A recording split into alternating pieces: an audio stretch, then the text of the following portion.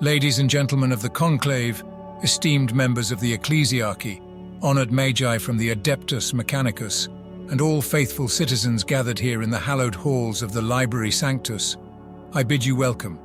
Today I shall narrate to you one of the pivotal episodes from the records of our Imperium's history, the Battle of the Pit of Raukos.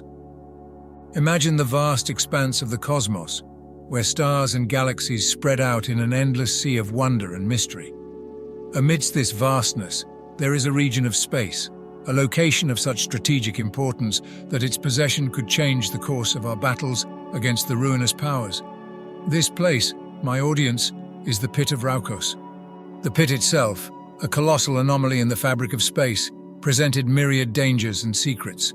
Its swirling eddies and unpredictable gravitational pulls were enough to pull apart ships that strayed too close.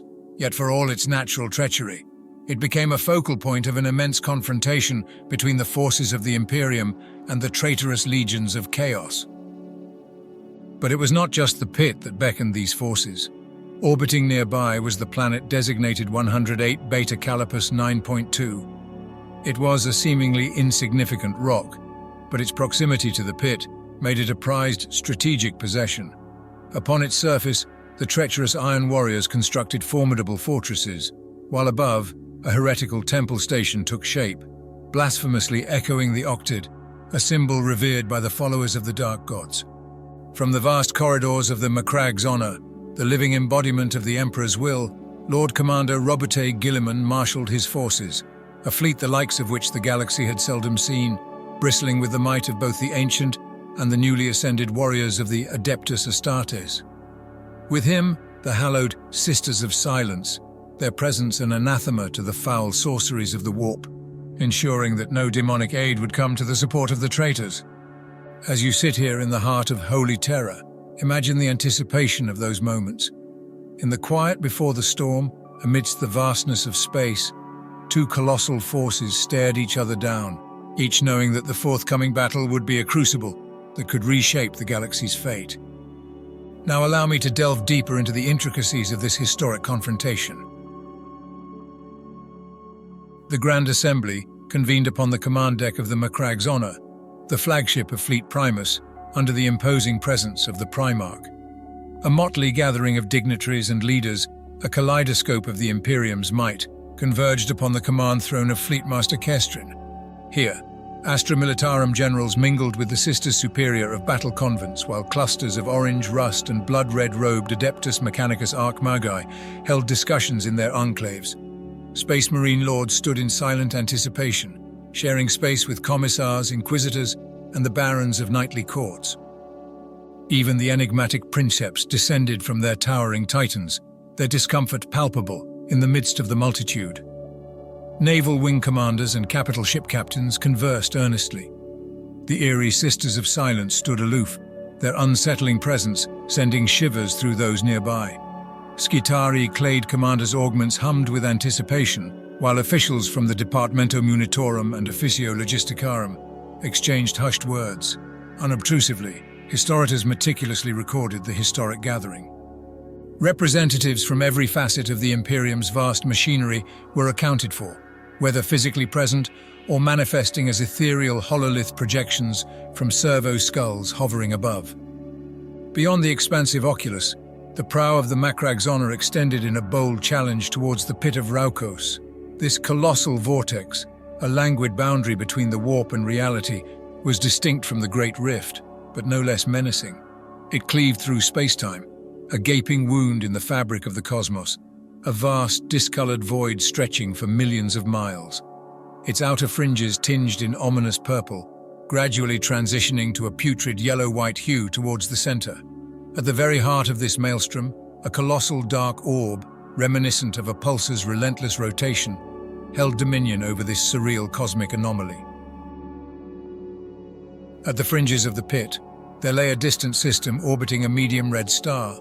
Unsettled and unnamed by humanity, it bore the cold designation of 108 Beta Calipus 9, according to the meticulous records of the Adeptus Astra Cartographica.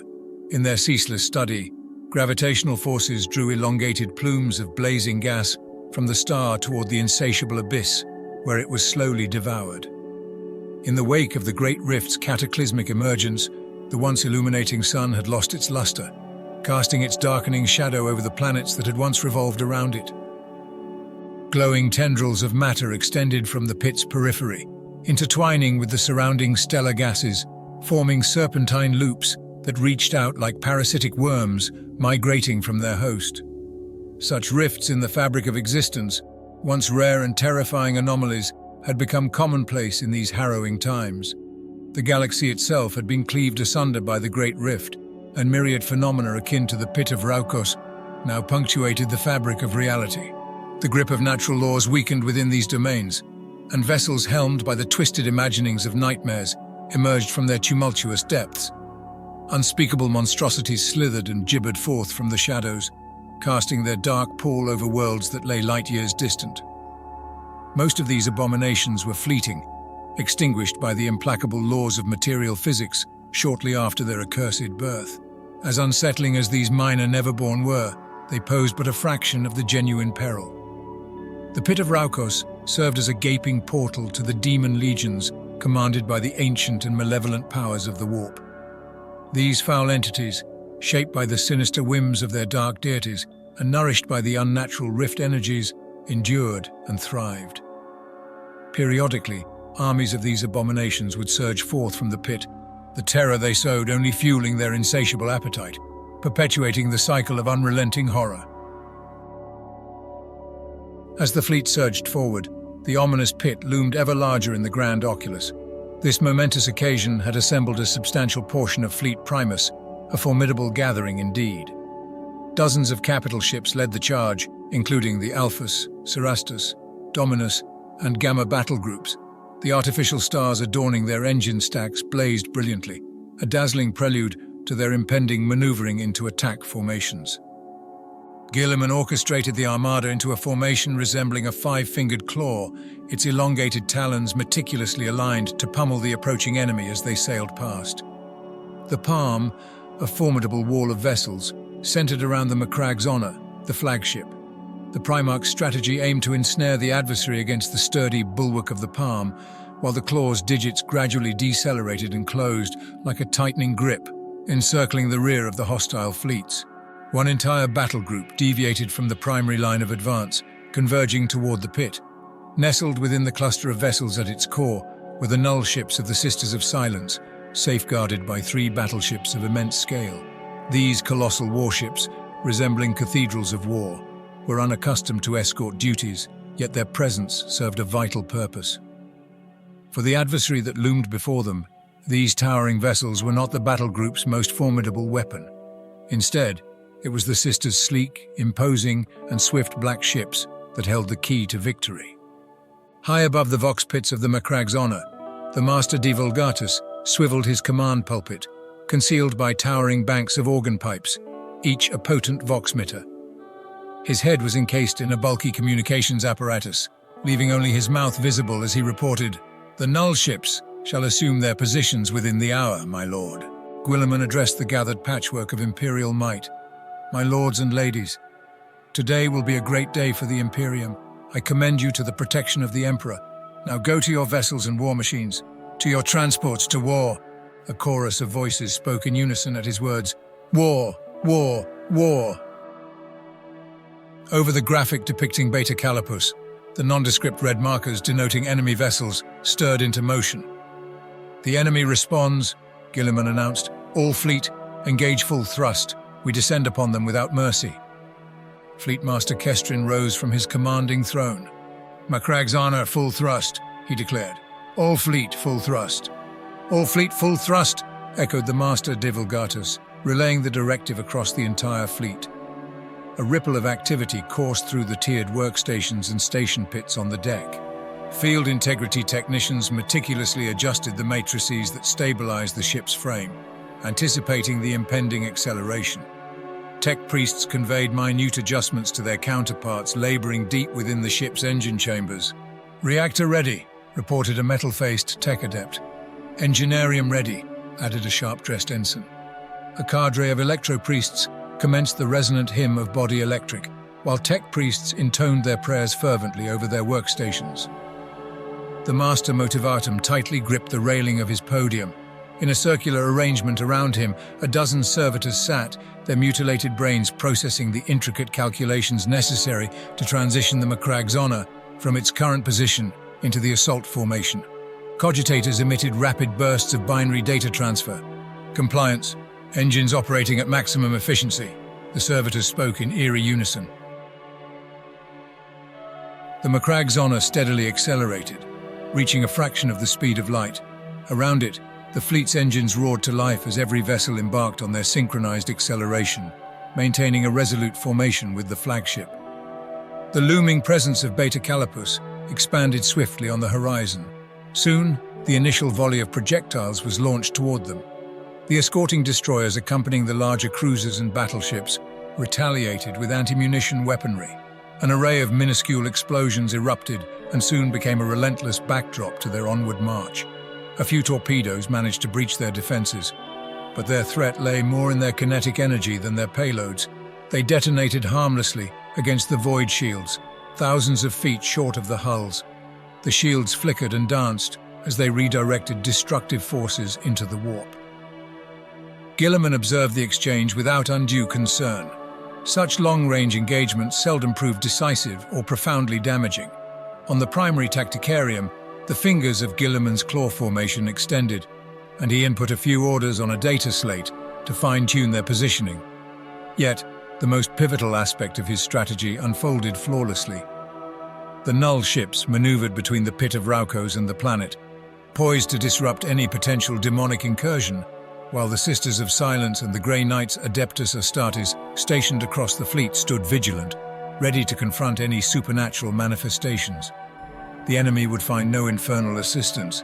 They neared Beta Calipus, revealing its unremarkable appearance, an orange orb with frozen water-capped poles. Scant patches of green marred its equatorial expanse, but it remained primarily a desolate desert, deemed too remote for human colonization. At this proximity, the enemy's engine flares became visible to the naked eye. The Chaos vessels expanded their formation, endeavoring to intercept the Claw's advance head-on. Guilliman scrutinized their maneuvers, discerning the absence of a singular warlord's control by the disjointed nature of their movements.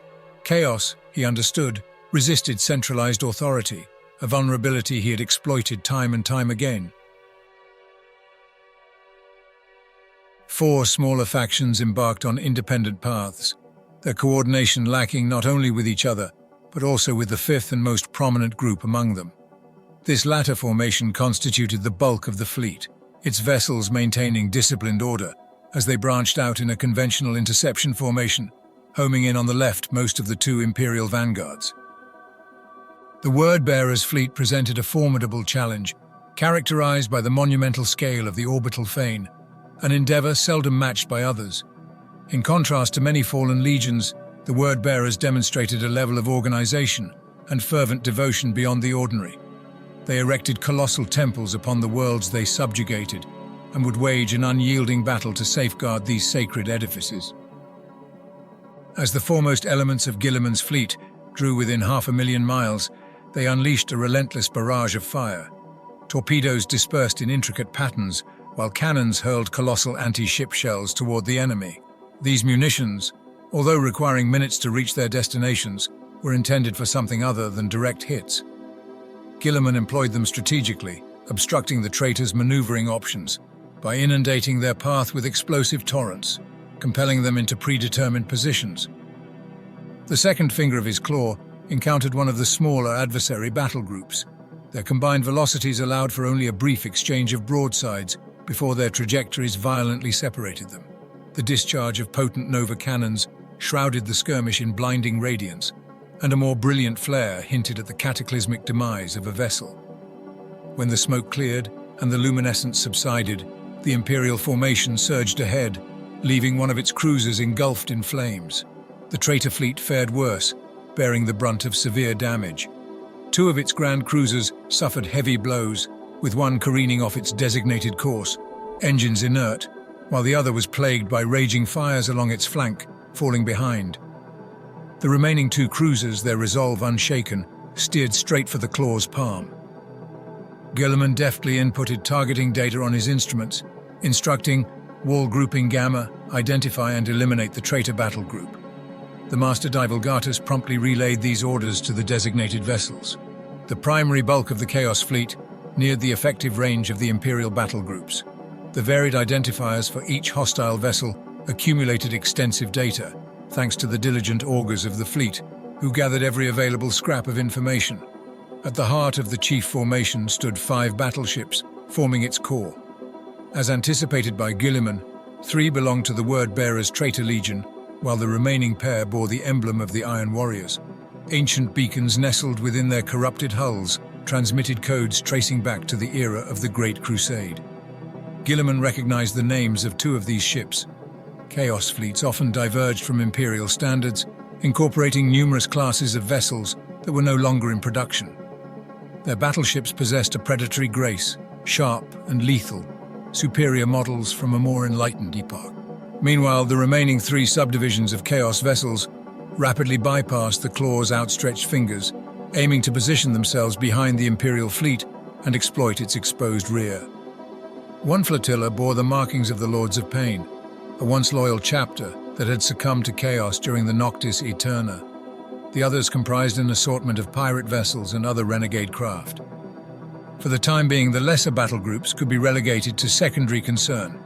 While the Lords of Pain wielded a considerable presence, Space Marine ships primarily served as planetary assault vessels, designed for bombardment and the delivery of warriors to planetary surfaces, making them less formidable in void warfare.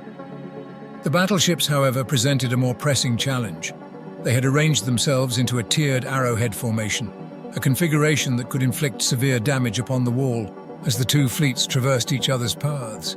In unison, the enemy unleashed a fusillade from their prow weapons. Lance beams sliced through the emptiness of space, producing blinding discharges of displacement energies against the void shields. A glancing impact against the Macrag's Honor's forward shield illuminated the deck with a lilac blast, while stray energy waves from a slightly off-target Nova cannon cast ripples of sparks across the flagship's accompanying escorts. "They are targeting our precise position," the Master Augurum discerned and reported, his voice tinged with concern. "We have achieved multiple target locks on the flagship," the Master Augurum reported. Kestrin inquired once more, maintaining an air of remarkable composure, driven by his curiosity about the Primarch's next move rather than any underlying concern. Individuals of Kestrin's temperament were indeed a rarity. "Just a moment," Guilliman replied. His fingers gracefully danced along the tactile gel screen, the supple material distorting beneath his touch. Schematics and augur data instantly flashed across phosphor displays and minor hololiths. Guilliman absorbed the content of each page at a pace beyond human comprehension, processing volumes of information within seconds. Then it is said he found a smirk on his face, a subtle void shield anomaly, out of sync with its pulse modulators, hinting at an unstable core reactor. A weakness. "That vessel, the Steel Lord," Guilliman declared with resolute decisiveness. "Target these specific positions." Guilliman's hands moved across his instruments, striking keys and activating holomarks with fluid dexterity. An image of the Steel Lord materialized on a secondary hololith situated before Command Throne, accompanied by targeting orders for a score of Imperial vessels, an almost instantaneous process. The data was swiftly disseminated throughout the fleet via data squirt transmissions, met with a chorus of confirmations from the Master Divulgatus. All vessels confirmed targets acquired. Then commenced the bombardment, Guilliman directed. In unison, the restrained firepower of 20 formidable battleships surged forth, all zeroed in on the Steel Lord. Battleships boasted the resilience to endure hours of relentless barrages. Their layered void shields shielded their robust hulls, and the hulls themselves possessed substantial thickness, concealing their vital cores in the depths. Even when grievously compromised, a battleship could be salvaged and returned to combat, for their frames were constructed from unyielding adamantium. However, the command of the Imperial fleet rested in the hands of a Primarch, and akin to a skilled flint-napper who knows precisely how to strike a flint to induce it to split, Robute Guilliman possessed the knowledge to dismantle a starship with surgical precision. The void shields of the Steel Lord crumbled instantaneously, overwhelmed by the disruptive flicker within their generators. Lance beams unfolded like glistening pools, radiating their golden brilliance before the shields yielded, dissipating with a flickering, brandy-hued blaze. Thousands of tons of solid and explosive ordnance followed swiftly, pummeling the Steel Lord with impacts it endured for a substantial 20 seconds. Flames erupted across its hull, converging into an immense belch of fire that fractured its spine. Moments later, the reactor detonated, enveloping the ship within a flawless sphere of luminous yellow, a miniature sun. In response, the oculus of the Macrag's Honor dimmed, and the edges of the reactor Nova extended, brushing against the shields of the Steel Lord's sister ships, hurling them into tempests of writhing purple lightning. Unperturbed by the spectacle, the Imperial fleet maintained its relentless pace, while the enemy vessels loomed large in their ocular views. "All ships initiate engagement maneuvers," Guilliman ordered decisively. "Open fire at your discretion." With finesse, the formation of the Palm fragmented, threading its way between the enemy vessels. The Macrag's Honor surged through the turbulent aftermath, left in the wake of the Steel Lord's destruction. Debris harmlessly dissipated against its robust void shields, and then the Imperial flagship emerged, its devastating firepower scorching the sides of the exposed Chaos vessels. As the other ships traversed the scene, they unleashed their broadside salvos. The Chaos ships retaliated, but most were shieldless, and they recoiled, venting fiery atmospheres. While the Palm Wall cleaved through the enemy formation, the three fingers of the claw that were not engaged with the lesser fleets reversed course, targeting the vulnerable engines of the Chaos vessels with relentless fire. A colossal explosion sent one of them into an uncontrollable spin, as its towering stacks erupted in a cataclysmic blaze, causing it to veer away, leaving its stern behind. On the deck of the Macrag's Honor, there were no jubilant cheers. Every hand was focused on securing victory. Celebration could wait. The once ordered Chaos formation had now been thrown into disarray.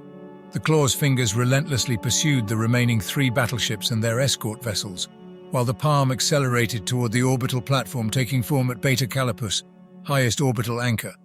The Fane was still a work in progress, its fundamental structure resembling an 8-pointed star, a compass wheel. This symbol was known to the priests of the Dark Gods as the Octid. Strange luminous phenomena danced around its center. In the wake of the fiery turmoil, the ships of the Palm advanced unopposed, drawing closer to the enigmatic hub of the Chaos Wheel. The radiance about the heart of this dark symbol grew increasingly intense. "Shift 90 degrees starboard. Present our formidable artillery. Target the enemy battle group with the portside batteries," commanded Kestrin. The battleship rumbled as it executed the maneuver, accompanied by torpedoes from smaller vessels racing toward the orbital platform. The ship groaned under the deceleration strain, but the turn was swift, causing the orbital to disappear from the forward oculus. Side views were projected onto the main tacticarium. "Open fire," bellowed Guilliman as the battleship aligned itself. "Bring it to the ground." In unison, banks of macro cannons thundered along the ship's flank, their recoil causing the command deck to shudder. The stress on the ship's systems from both the guns and the abrupt turn necessitated diverting energy to maintain the integrity fields. Enormous munitions pounded the incomplete temple station, stripping it of its spear-tipped appendages and shattering its central hub. To ensure its complete annihilation, bombs designed for planetary extermination were unleashed. After two devastating salvos, all that remained of the Octid was an expanding field of orbital debris, stretching 1,000 miles across. "And thus they witness," declared Guilliman, "that no temple to their dark deities shall rise that I cannot cast down. These traitors defy the will of the Emperor's last loyal son. They shall be taught the gravity of their transgressions. For 10 millennia, some of them have defied the Emperor, but their lives come to an end now." None could match the might of the Macrag's Honor. While a few Chaos battleships remained, and under different circumstances they might have posed a formidable challenge to the venerable flagship alone, the Imperial fleet held numerical superiority. Guilliman expertly orchestrated his armada, exploiting the disunity among the traitors. The remaining Chaos battleships were swiftly isolated, initially hesitant to cooperate and soon rendered incapable of doing so. As the Macrage's honor surged through the debris field of the temple station and toward the world beyond, the Imperial fleet assumed orbit. The planet's stratosphere illuminated with the discharges of ground-based defense lasers. The Macrage's honor endured multiple impacts, rocking under the barrage. The Primarch proclaimed to the fleet, "The station lies in ruins. The path is clear. All landing vessels proceed. Commence the deployment of our primary ground assault forces. In the face of their resistance, marshal your armies and legions. Generals of the Imperium, it is time to cleanse this world of its taint." The swift and overwhelming victory, culminating in the obliteration of that foul temple station, was not just a testament to the strategic genius of Guilliman, but was also symbolic. It served as a stark reminder, to friend and foe alike, of the unyielding might and unwavering faith of the Imperium of Man. In this hallowed library sanctus, surrounded by the chronicles of our history, it is essential to remember and understand these monumental events, not only as a testament to our victories, but as a beacon of hope, illuminating the path for future generations. The Battle of the Pit of Raukos, my esteemed audience, was not merely a battle. It was a statement that echoed through the cosmos, proclaiming that the light of the Emperor, our eternal protector, would never be extinguished. In conclusion, as we reflect upon these events, let us internalize their lessons and honor the sacrifices made. Our continued vigilance, unity, and unwavering faith are the shields against the darkness that seeks to envelop us. Through understanding our past, we fortify our future. The Emperor protects, but it is through our deeds, our learnings, and our undying dedication that his will is manifest.